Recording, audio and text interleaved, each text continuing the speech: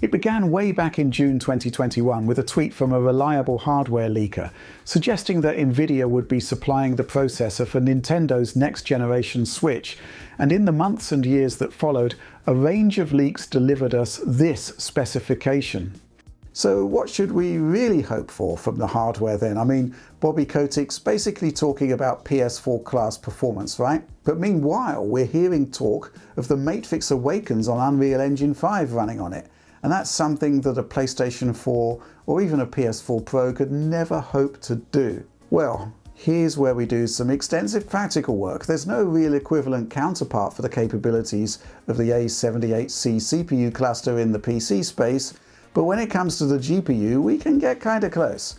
So this is the Dell Vostro 5630, and it comes equipped with the following specs: Core i7 1360p, a 16-inch 1920 by 1200 LCD, 16 gigs of 4800 MHz LPDDR5, a 512 gig SSD and an RTX 2050. It's that last component we're looking at more closely here. Let's stack up its specifications against what we've learned about the T239 and a potential Switch 2.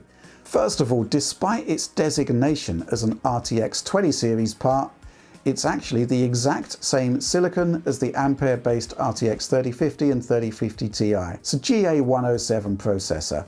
We can't match the 1536 CUDA cores of the T239, but 2048 CUDA cores is the lowest we can get on an Ampere gaming GPU. So why not simply get a 3050 laptop then? Well, think of the 2050 as a lobotomized 3050. Lower power budget, lower clocks, and crucially a 64-bit memory interface.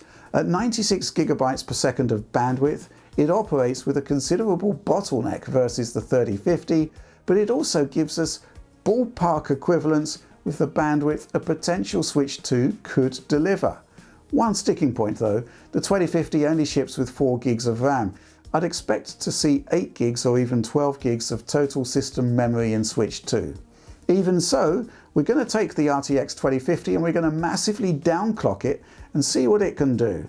The minimum clocks I could get from the 2050 were 750 MHz, so if this is ballpark Switch 2 performance, it's likely closer to a docked configuration when you factor in that it has those extra CUDA cores. And yeah, let's not forget that although we're targeting pretty meager specs here, the architecture can still handle hardware accelerated ray tracing. It should at least be able to run DLSS, so we'll be looking at those workloads too. Now before we go on, let's be totally clear here.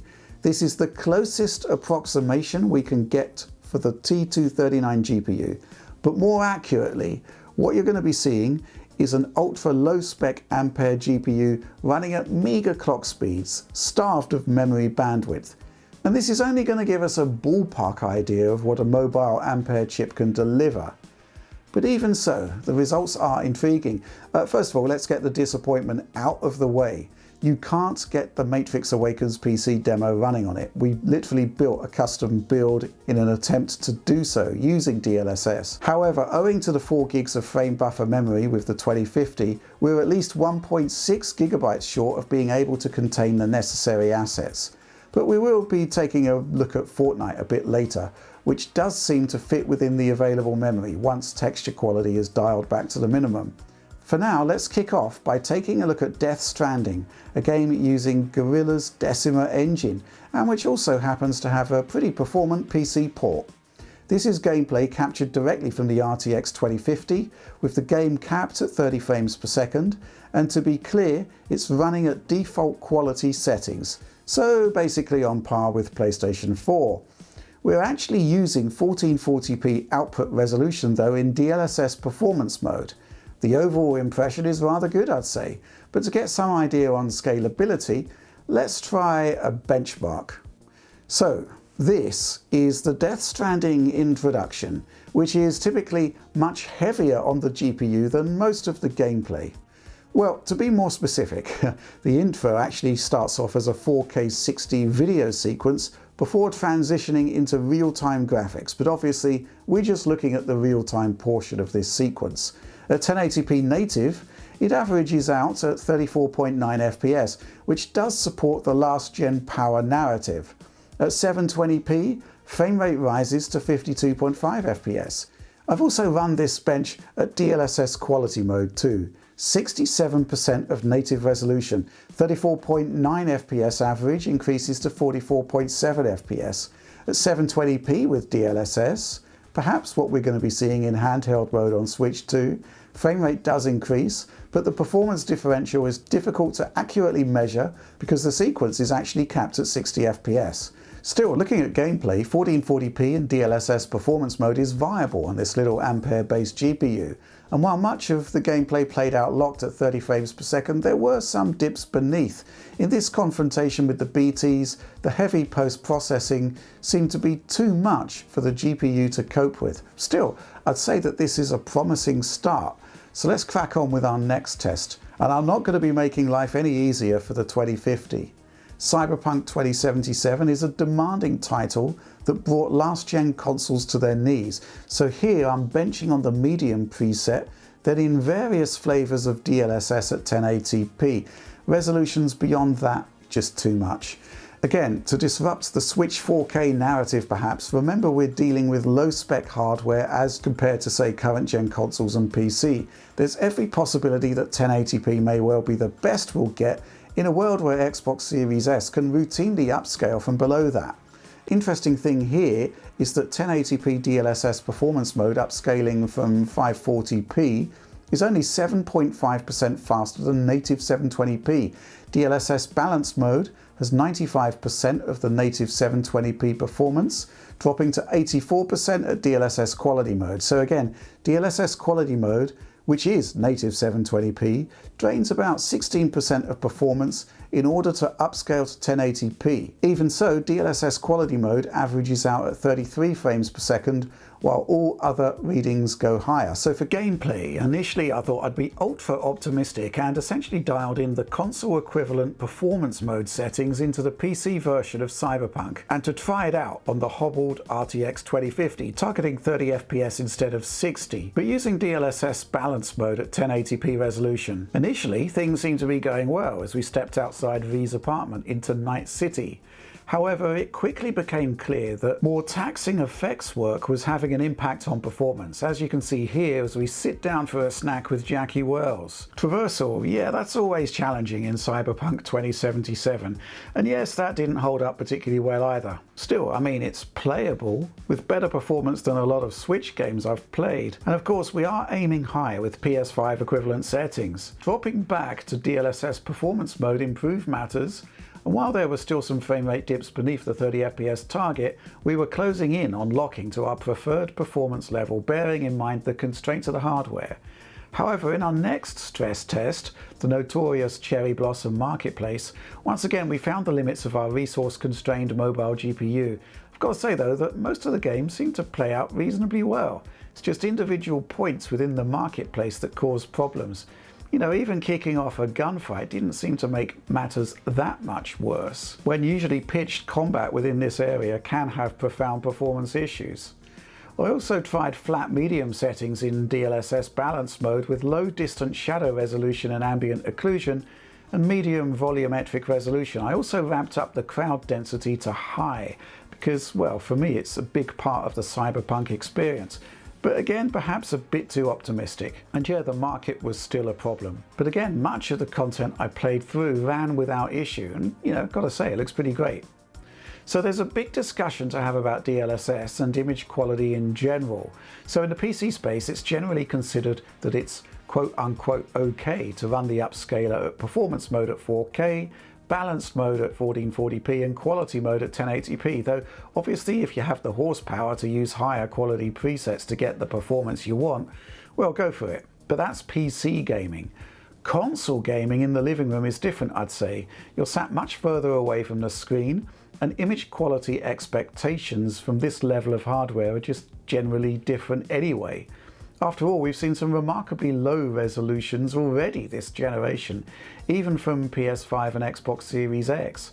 So I actually think for a mobile chipset attached to a living room display, DLSS at 1080p can look perfectly reasonable, whether it's quality, balanced, or in many scenarios even the performance mode. It will certainly look better than most of the demanding Switch 1 games we've seen in docked play, blowing up onto that 4K living room screen. I'd say that our compromised RTX 2050 is producing some impressive results when you factor in that this is the absolute weakest Ampere class GPU on the laptop market, and when the default 1350 MHz boost clock I experience with it is pegged back to a mere 750 MHz. And I would fully expect to see similar limitations with actual Switch 2 hardware in terms of compute power. And remember, it will have a constrained power budget as well. And of course, the already constricted memory bandwidth will have to service the CPU as well as the GPU. Still, Cyberpunk 2077 at 1080p, achieved with DLSS. Now maybe this isn't the Switch 4K narrative many are hoping for. Expectation management is always key when assessing mobile hardware, especially Nintendo hardware. Next test, one of my favourites, A Plague Tale Requiem, which again is a demanding game, which seems especially challenging in terms of memory bandwidth, which is at a premium with the RTX 2050 here, and impacts pretty much any handheld device you care to mention. I'm using low settings here, but with a tweak or two. The low preset itself turns off features like ambient occlusion and contact shadows. I'm not particularly keen on that, so I turned them back on their own low settings. DLSS balance mode here, as even on a living room display, I noticed that performance mode could show artifacting on high motion. Balance mode just looks a lot better. Now look, the market scene here actually plays out quite beautifully, locked to 30 frames per second, and in common with many titles targeting current gen systems, low settings can look absolutely fine. And even the classic rat deluge set piece plays out smoothly, which is quite surprising bearing in mind the lengths that developer Asobo Studio went to in its console performance mode, where we saw that rat animations ran at half rate. However, visuals and effects typically associated with heavy consumption of memory bandwidth cause issues. In fact, right from the beginning, the first area of the game can drop frames even if we pare back the resolution from 1080p DLSS balance mode to 900p DLSS balance mode. It's at this point that we should remember that Switch games typically receive some tweaks to content in order to smooth out performance, or we get stuff like dynamic resolution scaling added. It's called optimizing for the strengths and the weaknesses of a specific platform, and that's a magic ingredient that none of our testing here is going to be able to highlight, right? I mean, we're using the PC versions of the game. Next up, let's take a look at another one of my favorites, Remedy's Control, a game I've chosen because it tends to run well on mobile devices. Its low settings, actually very good looking, and well, it's time to look at how ray tracing presents on an ultra-constrained piece of Nvidia graphics hardware. So look, running at 30 FPS here, but Control doesn't have an in-game 30 FPS cap, but that's okay, because Chaldean's Special K can do the job quite nicely. PS5 and Series X effectively run the game at 1440p resolution on low settings or thereabouts with medium RT. And that's the setup I'm mirroring here at 1080p DLSS balance mode. So yeah, medium RT essentially gives us ray-traced reflections and transparency reflections, just like the console versions. The difference being that the console implementation of those reflections used checkerboarding to increase performance. That's not an option available to me here on the PC version. Still, as you can see, with DLSS balance mode reconstructing to 1080p, we can get a good looking rendition of Control.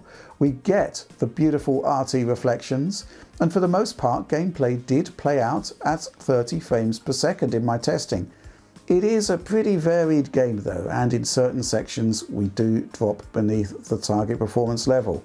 The console versions also had a 60 FPS performance mode which played out pretty flawlessly, but I found that this just wasn't possible on the RTX 2050. Mostly we're in 50 to 60 frames per second territory, though we can go lower. I even tested here on DLSS performance mode and still couldn't get a lock to 60. It's a bit of a disappointment, but there we are. Okay, so the final game I took a look at was Fortnite, Unreal Engine 5, Lumen, Nanite, Virtual Shadow Maps, the entire UE5 feature set on display here, and unlike the console versions, We do actually have access to hardware-accelerated ray tracing in the PC version, and yes, it does run on the RTX 2050 laptop. These are the baseline settings I used, a mixture of high, medium and low, but with the key UE5 features in place. I've got screen space reflections configured here, but I also tested hardware RT reflections, of course. To get like-for-like results, or as close to them as possible at least, I used Fortnite's replay system, testing across a sample of 14 minutes of gameplay. Pretty sure I'm not memory limited here, as I am using the lowest quality textures, but even so, there are occasionally egregious stutters that seem to apply to all of the various runs I carried out, albeit in different places. This isn't shader compilation stutter, by the way. I'm using the benchmark template here, so you're only seeing one representation in the background. The visuals there are showing DLSS performance mode with full hardware accelerated ray tracing GI and reflections in play. Truth is, as you can see from the results, there's not exactly much to tell the various readings apart as we compare native 720p with both forms of RT to DLSS performance mode, again with both software and hardware RT runs. At native 720p there's just a 4% delta between the two RT variants, dropping to 3% with DLSS performance mode at a reconstructed 1080p. However, when frame rates are this low, the real-world data is just 1 to 1.5 frames per second. For the record, software RT with DLSS performance mode is the winner in performance terms, but between the best and the worst results here, there's just a 9.5% difference, and in FPS terms, that's just an average 2.82 frames per second. I actually benchmarked this content across 17 different runs in total, but never found a permutation that would lock to 30 frames per second. Fortnite may be using high-end UE5 features, but it's positively optimal, much faster compared to, say, Immortals of Avium, another Unreal Engine 5 game that pushes the envelope. My guess is that the Matrix Awakens demo for Switch 2, based on target hardware, probably is real, but Epic must be doing a lot of work in making Unreal Engine 5's key features run well on the Nintendo hardware. That being the case, just running PC code on a low-power Ampere GPU isn't likely to be that revealing. Still, it does run. You can use hardware RT. DLSS is useful. It does work. But yeah, next topic, DLSS. I've been using it a lot in these tests, but there's every chance that how it presents in the actual Switch 2 will be quite different to its impact in these tests. Remember all the talk about Switch 4K and how DLSS is used to get to Ultra HD resolutions? Well, we're in danger of moving into wish fulfillment territory here, but maybe there is some secret sauce, or not so secret sauce. But the point is that for DLSS to be truly transformative, I'm not sure the tensor cores in a mobile-orientated Ampere GPU are going to cut it. Something that Alex pointed out in a video he made years ago. It's being borne out here. So let's go back to Death Stranding and take a look at another run of benchmarks I did, where everything you're seeing here is actually based on native 720p rendering. We have a native 720p benchmark. Then we have various DLSS upscaling factors to boost to higher output pixel counts. This is to emphasize that DLSS is not a free lunch. Its computational cost on the GPU increases according to output resolution, even though the input resolution is always the same, 720p. We lose 15% of performance in DLSS quality mode, so we're reconstructing here to 1080p from that 720p base. We lose 29% of performance moving to 1440p in DLSS performance mode. Again, a native 720p at the core of it all before upscaling takes place. And finally, wow, 49% of performance is lost in upscaling 720p to 4K DLSS ultra performance mode. Using these figures, we can work out a per frame millisecond cost, remembering that frame time at 30 FPS is 33.3 milliseconds, and at 60 FPS it's 16.7 milliseconds. Remember those figures. So going from 720p to 1080p DLSS quality mode costs us 3.35 milliseconds per frame, which is equitable, I'd say, and cheaper than rendering natively at 1080p. At 1440p, the cost of DLSS upscaling is 7.7 milliseconds. Things are starting to get serious now, but likely still cheaper than native rendering. At 4K though, The 18.3 millisecond cost compared to native 720p is crazy high. It rules out DLSS for 4K upscaling altogether. And for 30 FPS gaming, it's 55% of total render time available. It's just not viable, which puts the whole Switch 4K narrative into doubt, right? I mean, those reports of The Legend of Zelda Breath of the Wild running at 4K 60 via DLSS, if DLSS takes over 16.7 milliseconds to upscale to 4K, it's literally impossible to get 4K 60 on any content.